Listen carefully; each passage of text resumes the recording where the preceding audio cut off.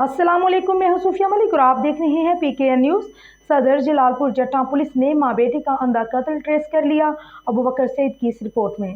जलालपुर जट्टा के इलाके बाबेदा लाहौर में फौजिया नसीम और उसकी 13 साल बेटी मिशाल फातिमा को घर के अंदर रात को सोते हुए पुरस्कार तौर पर फायरिंग करके कत्ल कर दिया गया। वाक़े की इत्तला मिलते ही SHO इंस्पेक्टर आमर सईद और सब इंस्पेक्टर शर्जील असलम पुलिस नफरी के हमरा मौका पर पहुंचे।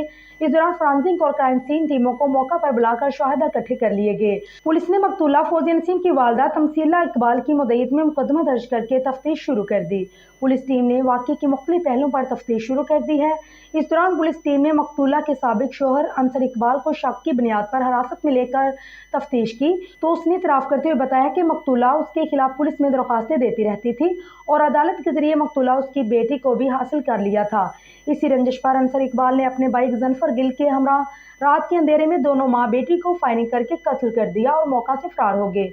पुलिस ने इस हवाले से बताया कि मुलजमान के खिलाफ इससे कबल गैंगरेप का मुकदमा भी दर्ज था जिसमें दोनों इश्तिहारी थे।